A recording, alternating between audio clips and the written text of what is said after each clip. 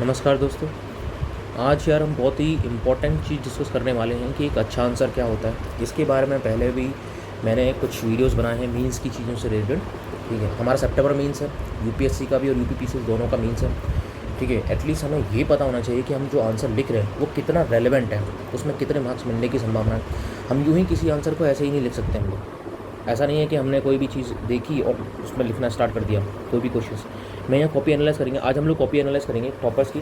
ये यक्ष चौधरी जी की कॉपी है, ठीक है, जिनकी ARS 6 हुआ करती थी। इनके सोशोलॉजी में बहुत अच्छे मार्क्स हुआ करते थे और इनकी GS में बहुत अच्छे मार्क्स थे।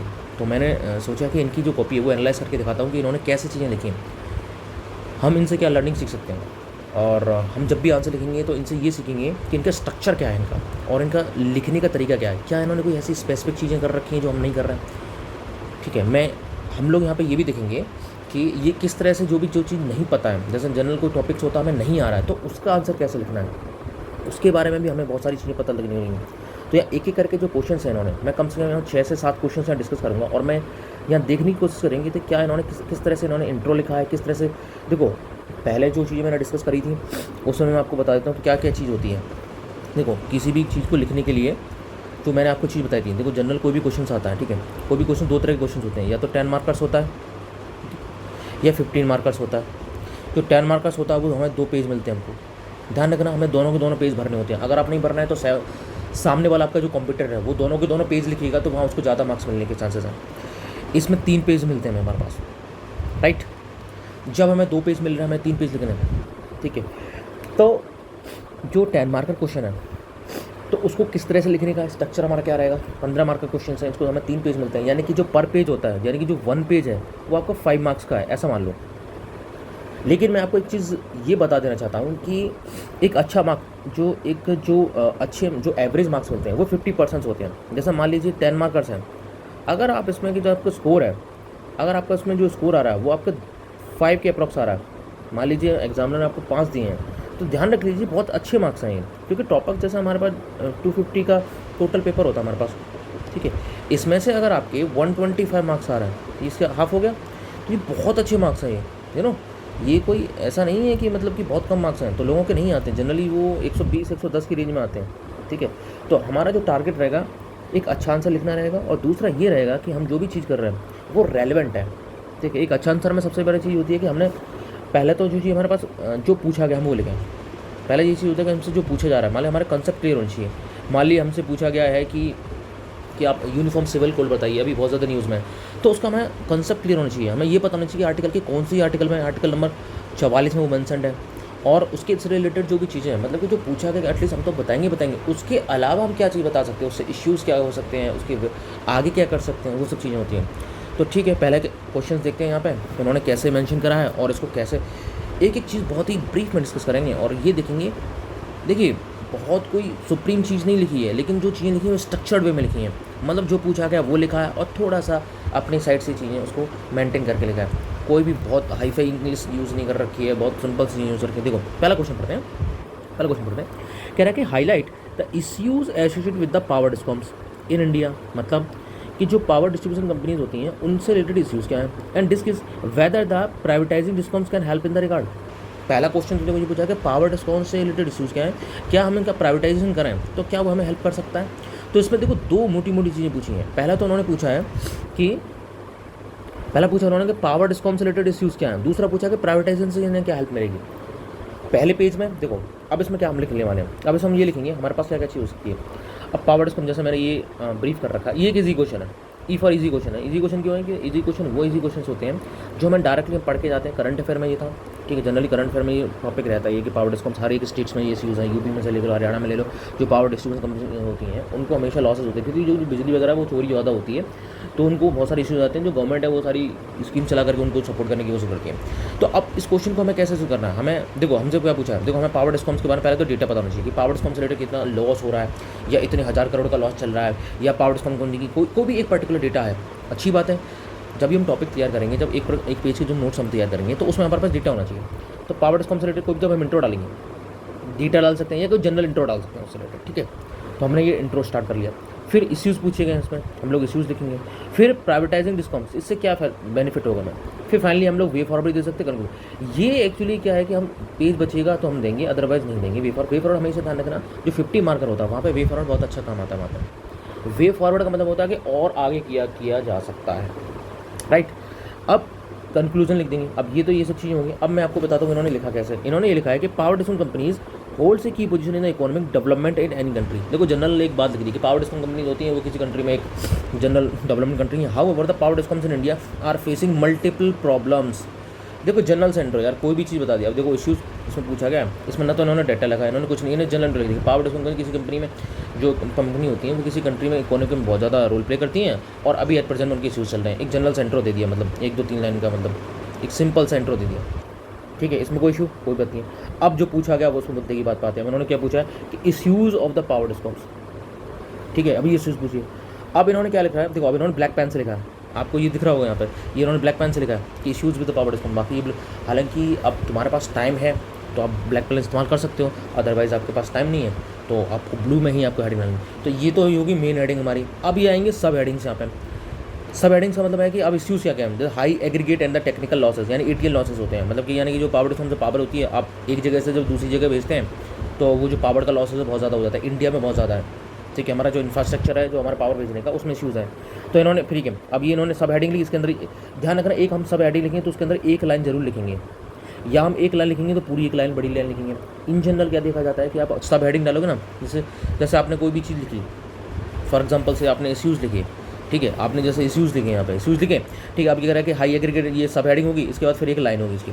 अब ये लिखा है इसके सब हेडिंग के अंदर क्या लिखा है, ETL losses in India around that 22% है। मतलब कि अगर मान लो 100 वाट की एनर्जी अगर कहीं से जा रही है तो 22 वाट की एनर्जी वहाँ पे लॉस हो जाएगी, which reduces the profitability of the discom. मतलब कि प्रॉफिट तो वैसे ही कम हो रहा है इनका, ठीक है। पहला इश्यूज आ गया। दूसरा क्या इश्यूज़ है, अब देखना ना कितने पॉइंट लिखे हैं ये भी मैं बताऊँगा। मतलब जनरल हमें 5 से 6 पॉइंट, किसी भी मुद्दे के अंदर हमें 5 से 6 पॉइंट लिखने होते हैं। जैसे 5 पॉइंट, हाँ 5 से 6 पॉइंट इसके अंदर लिख लेंगे इश्यूज़ के अंदर, और प्राइवेटाइजेशन के अंदर 5-6 पॉइंट लिख देंगे, और इसी तरह हमारा पूरा, इस तरीके हमारा जो पूरा आंसर्स हो जाएगा। दूसरा क्या लिखा है कि low ability of the coal element, सही बात है। नेचुरल गैस के अमेरिकन दी कोल हम लोग इंपोर्ट करते हैं। दूसरा एक जनरल पॉइंट लिख दिया। हाई डेप्ट है, बिल्कुल सही बात है, हाई डेप्ट है due to the low profitability. अब देखो इन्होंने अंडरलाइन भी करी चीज़ें अंदर, जो हम सब हेडिंग के अंदर कोई भी चीज़ लिख रहे हैं उसमें अंडरलाइन कर रखी है। देखो लो प्रॉफिट सेंस में डेप्ट has been becoming the available more than 1 lakh, ठीक है, 1 लाख करोड़ का डेप्ट हमारे पास होगा। Issues with the power purchasing ability, ठीक है, क्यों, हाँ इशूज़ विद पावर ऑब्लिगेशंस में, हाँ ऑब्लिगेशंस में इशूज़ क्या है, मतलब जैसे देखोगे हम लोग रिन्यूएबल एनर्जी, देखो गवर्नमेंट क्या बोलती है कि हमारे पास रिन्यूएबल एनर्जी को, हमें रिन्यूएबल एनर्जी को आप खरीदो। भाई रिन्यूएबल एनर्जी को खरीद तो लेंगे, लेकिन उसमें क्या होता है कि जो जैसे मान ली कोल की जो एनर्जी आएगी, मान लीजिए वो 2 रुपये पर यूनिट वो खरीद रही हो, लेकिन भाई हम रिन्यूएबल एनर्जी पे जाएंगे तो उसकी जो बात आएगी वो मान लीजिए 4 रुपये यूनिट है, तो वो क्या है उसको महंगी पड़ रही है बिजली, लेकिन कस्टमर्स को तो उसको रिलायबल उसमें देना है उसको, तो इस वजह से इश्यूज़ आ जाएंगे वो। तो रिन्यूएबल एनर्जी, अब ये एक इशूज़ हो गया, 4 इसमें पॉइंट लिख दिए। अब इन्होंने 4 पॉइंट लिखे, देखो इन्होंने पहला पॉइंट ये लिखा, दूसरा पॉइंट लो एबिलिटी वाला, हाई डेप्थ वाला, आप चाहे तो इसमें 5 पॉइंट भी ले सकते हैं। अब इन्होंने पूरा ये चैलेंजेस, ठीक है। अब क्या प्राइवेटाइजेशन है सॉल्यूशन, अब क्वेश्चन मार्क डाल दिया, क्या प्राइवेटाइज सॉल्यूशन, यही तो पूछा इन्होंने कि प्राइवेटाइजेशन से क्या फ़र्क पड़ेगा, डिस्कस वेदर प्राइवेटाइजेशन सॉल्यूशन। अब ऐसे हेडिंग दे करके और क्वेश्चन मार्क लगा दिए सर। ध्यान रखना जो चीज़ पूछेगी है उसकी सब हेडिंग आपको जरूर बनानी है, अदरवाइज़ वो एग्जामिनर को पता ही नहीं चलेगा कि आप लिख क्या रहे हैं। इसलिए पॉइंट फॉर्म में आंसर लिखना बहुत ज़रूरी होती है। पॉइंट फॉर्म बहुत ज़रूरी है। पहले तो जो पूछी गई है, पहले तो जो पूछा गया टू दी पॉइंट लिखो। टू दी पॉइंट मतलब है कि आप जो पूछा गया, मतलब उन्होंने जो पूछा, भाई पहला पॉइंट पूछा है कि आपके इश्यूज़ क्या है, दूसरा पॉइंट पूछा गया तुम्हारा प्राइवेटाइजेशन से क्या सोल्यूशन निकलते हैं नहीं निकलते हैं, दूसरा कंसेप्ट हो गया, उसके बाद फिर आके अपने जो जनरल पॉइंट होते हैं वो आप लिख सकते हैं, और पॉइंट फॉर्म में लिखना है। पॉइंट फॉर्म में इसलिए होता है क्योंकि क्लियर होता है वहाँ पे। पॉइंट फॉर्म में ये होता है, कुछ पॉइंट फॉर्म है 1 2 3 4 पॉइंट फॉर्म है। हाँ प्राइवेटाइजेशन, अब ये कह रहा है प्राइवेटाइजेशन वुड हेल्प। अब इन्होंने इसको सपोर्ट कर दिया, क्योंकि देखो ज़्यादातर क्या होता है गवर्नमेंट की फेवर के हिसाब से आप आंसर लिखोगे तो ज़्यादा सही रहता है।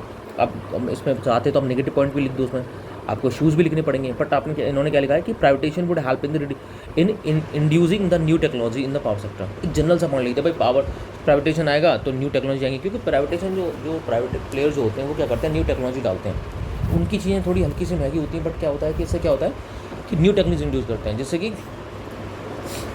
हाँ अभी जैसे 5G आ रहा है, ये भी प्राइवेटाइजेशन के थ्रू चलता है। ऐसा तो है नहीं गवर्नमेंट सारा पैसा इसमें डाल दे।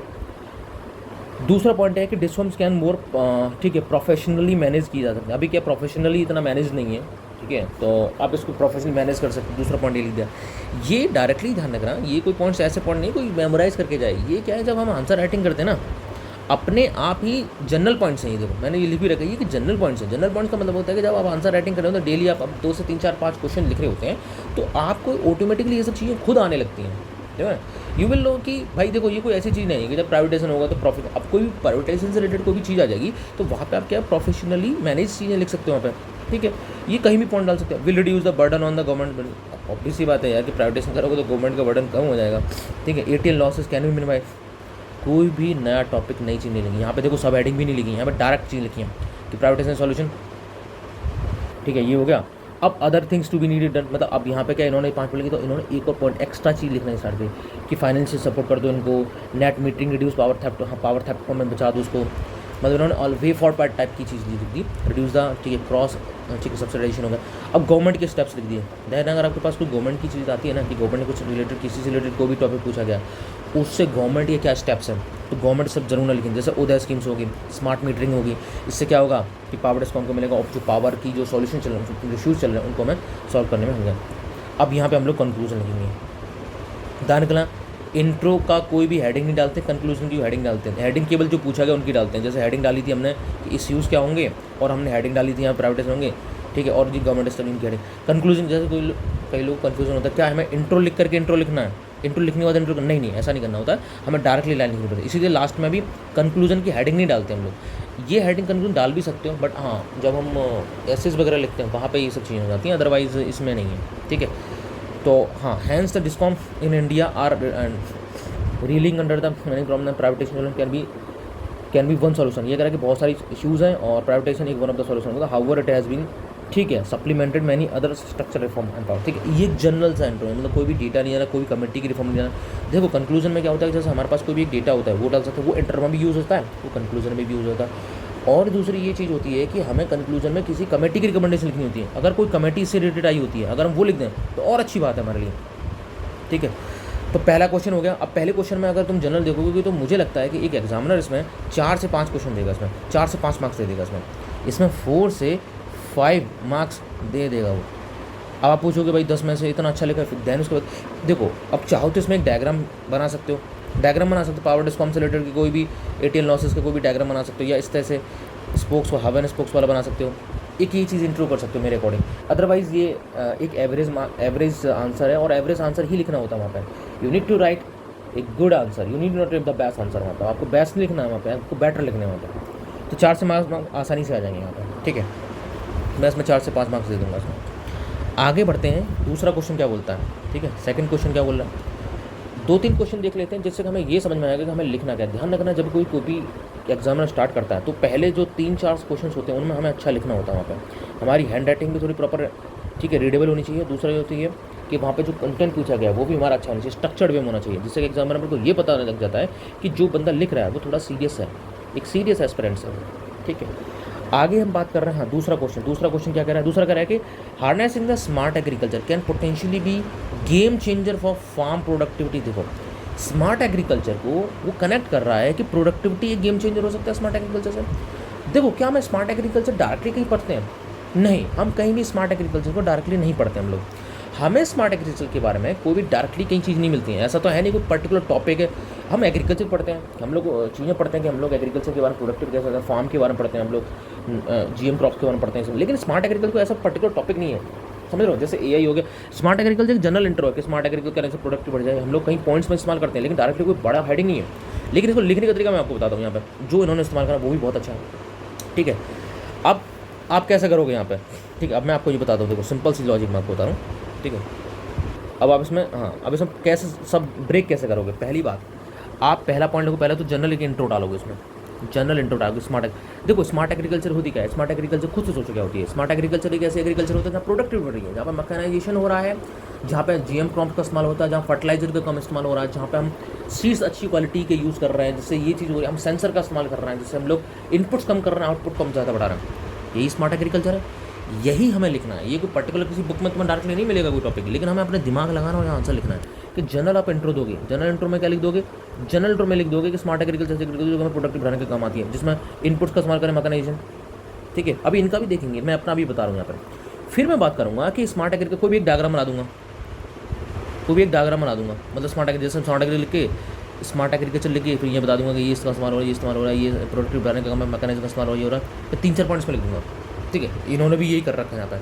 ठीक है, अब इनका देख लेते हैं। हाँ, अब इसकी देखो जो पूछा था उसकी, स्मार्ट एग्रीकल्चर एक गेम चेंजर, इस तरह से एक हेडिंग डाल दूंगा मैं, एक सब हेडिंग डालूंगा कि स्मार्ट एग्री ए गेम चेंजर। ये मेरी पहली हेडिंग होगी, बड़ी वाली मोटी वाली हेडिंग होगी, इसके अंदर चेंज। फिर मैं कहूँगा प्रोडक्टिविटी कैसे बढ़ रही है, दूसरी हेडिंग डालूंगा। इन्होंने क्या हेडिंग बनाई है, अब इन्होंने जो हेडिंग बनाई वो आपको बता देता हूँ। इन्होंने पहले इंट्रो लिखा, देखो इनमें सबसे पहले इन्होंने जनरल इंट्रो डाला है। जनरल इंट्रो में क्या डाला है कि smart agriculture involves the uses of smart technology. भाई देखो स्मार्ट टेक्नोलॉजी हो रही है, स्मार्ट एग्री वही हो गया, एंड मैकेनाइजेशन जो मैं आपको बता रहा था। ठीक है, optimise the way of the input weather. ठीक है, जैसे उसको ऑप्टिमाइज करेगा इनपुट, जैसे वाटर को इंप्रूविंग द प्रोडक्टिविटी। एक जनरल सेंटर लिख दिया जिसमें कोई भी इन्होंने डेटा नहीं डाला है। ठीक है, इन्होंने कुछ नहीं डाला। एक अब देखो, अब यहाँ इन्होंने डायग्राम डाला कि स्मार्ट एग्रीकल्चर लिख दिया, इसको बॉक्स में बंद कर दिया।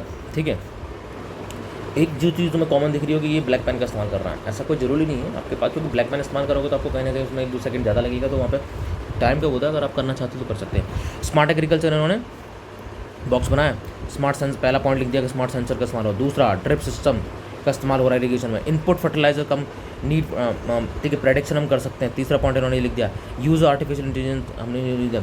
फार्म मैकेनाइजेशन का इस्तेमाल, ये चौथा 5वां पॉइंट लिख सकते हो। आप ये कह सकते हो कि तुम्हारे पास ठीक है स्मार्ट इरीगेशन की चीज़ें हो रही हैं। ठीक है, इस तरह। ठीक है, या जो भी हो रहा है कि तुम्हारे पास मॉडर्न टेक्नोलॉजी का इस्तेमाल हो रहा है एग्रीकल्चर में, इस तरह के पॉइंट आप लिख सकते हो। अब पहला जो सब हेडिंग है, इन्होंने कहा कि स्मार्ट एग्रीकल्चर एक गेम चेंजर फॉर इंडिया, यही पूछा। मतलब जो क्वेश्चन पूछेगा उसी की सब हेडिंग का हमें इस्तेमाल कर लेना है यहाँ पे। ठीक है, उसी की सब हेडिंग का हमें इस्तेमाल कर लेना है यहाँ पे। अब आगे मैं बताऊँगा। अब इन्होंने देखो सब हेडिंग लिखी, एक से सब हेडिंग नहीं लिखी इस वाले क्वेश्चन में, इन्होंने डायरेक्टली पॉइंट्स लिखे हैं। पहला पॉइंट, दूसरा पॉइंट, तीसरा पॉइंट। ठीक है, डायरेक्टली लिखे और उसको अंदर अंडरलाइन कर दिया। With proper production of the demand, with proper production of the demand of input like the water fertiliser and it improve the productivity. पहले प्रोडक्ट की बात करी, भाई फर्टिलाइजर का इस्तेमाल कर रहे हो, पहला पॉइंट लिख दिया उन्होंने, एक जनरल सा पॉइंट है। दूसरा लिख दिया कि भाई स्मार्ट एग्री हम लोग जीएम क्रॉप का इस्तेमाल करेंगे, जिससे हम जो भी पेस्ट रेजिस्टेंट चीज़ें होती हैं उनको हम करें। GM mod crops productivity along with agriculture sustainability बढ़ा सकते हैं, रेजिलिएंट बढ़ा सकते हैं, क्योंकि क्लाइमेट चेंज हो रहा है। ठीक है, ठीक है, हम ट्रेडिशनल नॉलेज का इस्तेमाल कर सकते हैं, ये आप लिख सकते हो। उसमें रिसोर्सेज वेस्टेज को हम मिनिमाइज कर सकते हैं। जनरल पॉइंट है, कोई ऐसी चीज़ नहीं है जो कहीं मतलब आउट ऑफ द वर्ल्ड कोई चीज़ लिख दी है, मतलब वही चीज़ें हैं, मतलब जनरली हम जो लिख रहे हैं वही चीज़ें लिखी हैं, मतलब वहाँ पर आकर के। ठीक है, चौथा पॉइंट क्या करा कि with new technology the interventions like the proper weather prediction. सही बात है, हम स्मार्ट वेदर प्रोडिक्शन कर सकते हैं। हम लोग क्या कर सकते हैं, अब एट परसेंट मान लो कोई साइक्लोन आ रहा है या कोई बहुत ज़्यादा फ्लड्स आने के चांसेस हैं, तो वहाँ प्रेडिक्शन कर सकते हैं भाई इस एरिया में जो ये चीज़ हो सकती हैं, तो वहाँ के उस हिसाब से आप लोग तैयारियाँ कर सकते हो। तो स्मार्ट एग्रीकल्चर का वही मतलब कि आप अपनी क्रॉप्स को बचा सकते हो चीज़ें, अगर कोई भी नेचुरल फेनोमेना हो रहा है। राइट, 5वां पॉइंट क्या लगा है कि enhance the mechanisation like the tractors threshers can improve the product. सही बात है, हम ट्रैक्टर का इस्तेमाल करें, अच्छी मशीनों का इस्तेमाल करें हम लोग। ठीक है, प्राइवेट लेबर को इन्वॉल्व कर सकते हैं इस चीज़ों में। तो इन्होंने 5 पॉइंट लिख दिए। However there are some challenges also. अब यहाँ इन्होंने ये लिख दिया कि भाई स्मार्ट एग्रीकल्चर लिख तो लिया, लेकिन चैलेंजेस क्या आएंगे? चैलेंजेस आएंगे भैया, आपको इनपुट बहुत ज़्यादा देनी पड़ेगी, आपको लोगों के बीच में अवेयरनेस नहीं है, वहाँ पर फार्मर को ज़्यादा चीज़ पता ही नहीं है। ठीक है, AI का इस्तेमाल नहीं कर रहे हैं वो लोग। बहुत सारे ऐसे लोग हैं जो एटलीस्ट में हम लोग इंटरनेट ही नहीं यूज़ कर रहे हैं लोग, कई सारे लोग इंटरनेट का रिमोट मतलब कि वो रिमोटली कनेक्टेड नहीं है, मतलब गवर्नमेंट की स्कीम्स के बारे में लोगों को नहीं पता। तो ये इश्यूज़ आएंगे स्मार्ट एग्रीकल्चर को इम्प्लीमेंट करने में। अब ये इन्होंने अपने से हेडिंग बना दी कि भाई चैलेंजेस कैसे आ रहे हैं। Lack of the farmer awareness ये दे रखा है इन्होंने, lack of the farmer awareness दे रखा है। Technology literacy in the farmer दे रखा है। चैलेंज बन the high equipment and the instruments cost. सही बात है, अब सेंसर वगैरह इस्तेमाल करोगे कॉस्ट ज़्यादा लगेगी। लो इंटरनेट यूज, वही जो मैंने आपको बताया कि इंटरनेट का इस्तेमाल कम कर रहे हैं लोग। Sensor cost is the high the farm, हाँ इसमें बोला कि हाई लैंड फार्मेंटेशन, मतलब कि जो 80% स्मॉल फार्मर है और छोटे छोटे फ्रेगमेंट पर लैंड बटी हुई हैं, इससे प्रोडक्टिव ऑलरेडी चैलेंजेस हो जाती हैं। अब देखो, अब इन्होंने वो प्रोडक्टिविटी के बारे में देखो स्मार्ट एग्रीकल्चर में लिख दिया प्रोडक्टिविटी से रिलेटेड। दूसरा अपने इन्होंने अपने से खुद की हेडिंग बना दी कि भैया ऐसे चैलेंजेस क्या आएंगे हमारे पास। तो दूसरा मतलब कुल मिला के हमें कोई भी पोर्शन तो छोड़ना ही नहीं है। और अब इसका इंट्रो कंक्लूजन देख लेते हैं, इन्होंने कंक्लूजन क्या लिखा है। ठीक है जी, इन्होंने लिखा है कि technology along with mechanisation can help in the agriculture by reducing wastage. सही कह रहे हैं, ये कह रहे हैं कि टेक्नोलॉजी का इस्तेमाल करें जिससे क्या होता है, अब वेस्टेज को प्रोड्यूस कर सकते हो। ठीक है, रेजिडेंट बना सकते हो, प्रोडक्टिव इंप्रूव कर सकते हो, वही सिस्टम बना सकते हो। मतलब वही एक जनरल सा इंट्रो है यार, जनरल चीज़ें लिखी हैं। मतलब आप कुछ भी इसमें भी मतलब मुझे लगता है कि उसमें भी इनको 4, ठीक है 4 एंड 4.5 मार्क्स इनको मिल जाएंगे। मतलब ठीक है 4.5 मार्क्स समथिंग 4 से मिल जाएंगे, क्योंकि मतलब जो पूछा था कोई बताया। सबसे पहले तो हेडिंग वही लिखनी है जो उसने पूछा, पहले तुझे पूछा वो हमें बताना, उसके बाद हमें अपनी चीज़ें करनी है। एक डायग्राम बना दो, अच्छी बात है। एक और अगला वाला क्वेश्चन देख लेते हैं इस पर, ठीक है। अगला क्वेश्चन क्या कह रहा है, अगला क्वेश्चन क्या कह रहा है, अगला क्वेश्चन में ये कह रहा है, ठीक है। अगले क्वेश्चन में क्या कह रहा है, अगले क्वेश्चन में कह रहा है कि हाँ, कह रहा है कि rather the focusing solely on the quantitative inclusive growth concern itself with the quality of growth. ये हमारे डायरेक्टली सिलेबस में मेंशन है इंक्लूसिव ग्रोथ, ठीक है। ये GS3 का पेपर जो हम लोग वो डिस्कस कर रहे हैं, ये जो एक चौधरी का है, तो यहाँ पे इंक्लूसिव ग्रोथ ये कह रहा है कि इंक्लूसिव ग्रोथ जो होती है वो क्वालिटी पे ज़्यादा ध्यान देती है, क्वांटिटी पे नहीं। वही से रिलेटेड पूछा गया, तो आप इसमें कैसे इस्तेमाल करोगे। देखो पहले तो हमें जब हम भी तैयार करेंगे तो आपको ये तो पता ही होगा कम से कम कि यार जब हम तैयार करेंगे इंक्लूसिव पढ़ के जाते हैं पहले से हम लोग इंक्लूसिव ग्रोथ, हम लोग इंक्लूसिव जो इंक्लूसिव ग्रोथ है इसके बारे में एक जनरल सा इंट्रो देंगे कि इंक्लूसिव होती क्या है, कि व्हाट इज़ इंक्लूसिव ग्रोथ, ठीक है। व्हाट इज़ इंक्लूसिव ग्रोथ क्या है, ठीक है। फिर एक पर्टिकुलर कोई डायग्राम होगा, हम वो तैयार करेंगे कि इंक्लूसिव ग्रोथ का कोई डायग्राम हमारे पास तैयार है, ठीक है।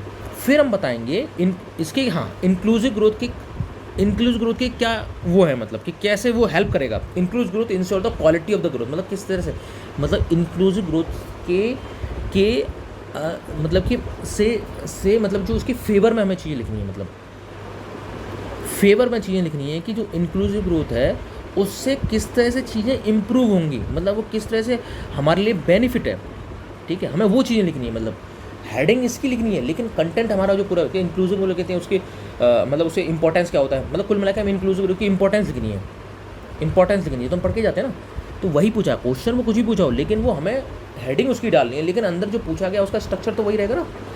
तो इंक्लूसिव ग्रोथ कहती है कि इंक्लूसिव कैसे वो जो है क्वालिटी ऑफ ग्रोथ को कैसे इंश्योर करेगा, ठीक है। अब इनका देख लेते हैं इन्होंने कैसे चीज़ें करी हैं, ठीक है। ये एक हम लोग सब हेडिंग होगी। दूसरा हम इश्यूज़ में डाल सकते हैं कि भाई इंक्लूसिव ग्रोथ से क्या चैलेंजेस क्या आएंगे, इन्होंने नहीं डाले, बट आप चाहें तो इसमें चैलेंजेस डाल सकते हैं।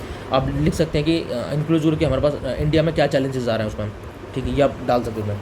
अब इन्होंने पहले तो जनरली डिफाइन कर दो इंक्लूसिव ग्रोथ को, भाई साहब कर दो भाई साहब। कह रहे हैं कि इंक्लूसिव ग्रोथ क्या हो रही है, involves the growth of whose fruits are also distributed among all section of society। मतलब इंक्लूसिव वो ग्रोथ होती है जहाँ पे जो फ्रूट्स होते हैं वो सेक्शन के जो सोसाइटी के सारे सेक्शन में डिवाइड होते हैं। अब इन्होंने जनरल सा डायग्राम दे दिया, कैसे दे दिया, इन्होंने ग्रोथ दिखा दी या डिस्ट्रीब्यूशन फ्रूट दिखा दिया, और ये दिखा दिया कि कैसे ये डिस्ट्रीब्यूशन हो रहा है, इंक्लूसिव ग्रोथ दिखा दी। मतलब डायग्राम एक बहुत इंपॉर्टेंट पॉइंट है वहाँ पर। डायग्राम से ये होता है कि भाई एक अच्छा व्यूज़ आता है, अच्छा इनने थोड़ा सा कुछ है कि ग्राफिकल रिप्रेजेंटेशन क्या होता है वो हमेशा अच्छा इंप्रेशन का आता है एग्जामिनर पर, ये एक अच्छी बात है। अब इन्होंने क्या लिखा, देखो और भी चीज़, growth simply means that the quantity, हाँ इन्होंने ग्रोथ को और इंक्लूसिव ग्रोथ को दोनों कंपेयर कर दिया कि जो ग्रोथ होती है वो सिंपली क्वांटिटिव होती है, लेकिन अगर हम क्वालिटी की बात करेंगे, हाँ क्वालिटी की बात करेंगे तो वो हमारे पास बेनिफिट करेगी, हाँ, और वो इंक्लूसिव ग्रोथ करेगी बेनिफिट। एक जनरल सी कुछ बात लिख दी यहाँ पे कि जो नॉर्मली जो ग्रोथ होती है वो हमारी क्वालिटी की बात करती है, जो इंक्लूसिव ग्रोथ है वो क्वांटिटी की बात करती है, ये जो इंक्लूसिव ग्रोथ है वो क्वालिटी की बात करती है। एक जनरल सा इंट्रो यहाँ पे आपने खत्म कर दिया। अब वही है इंक्लूसिव ग्रोथ से कैसे इंश्योर करेंगे, वही चीज़ पूछी यहाँ पे, कैसे हम लोग क्वालिटी हम लोग करेंगे। अब यहाँ पे देखो उन्होंने सब हेडिंग नहीं लिखना है, मतलब कि हेडिंग के अंदर कोई सब हेडिंग नहीं है, डायरेक्टली एक पॉइंट लिखा, उसके बाद इस तरह से स्टार्ट कर दिया, इस तरह स्टार्ट कर दिया कि इंक्लूजन इंश्योर करती है कि ऑल पीपल पार्टिसिपेट करें, एम्पावर्ड हों, participation of all citizen ensure होना चाहिए।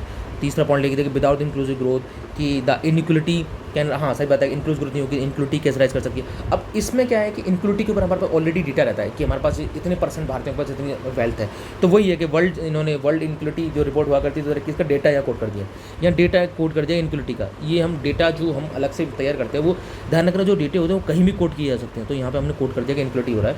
कि इन्होंने लिख दिया कि जो टॉप के 19% है उसके पास जो इनकम है, मतलब हाँ सारी इनकम लगभग इनके पास है। चौथा पॉइंट है कि empowering of all the people through the education skills ensuring, मतलब वही है जनरल पॉइंट्स आए, मतलब 5 पॉइंट लिख दिया कि ठीक है जो एम्पावरमेंट है of the disadvantages section of society like the women's LGBT की, हाँ मतलब ये कह रहा है कि एम्पावर करें जो भी सेक्शन ऑफ जो भी वनरेबल सेक्शन है, जैसे वुमेन हो गया, ठीक है, चाइल्ड हो गए, LGBT कम्युनिटी होगी।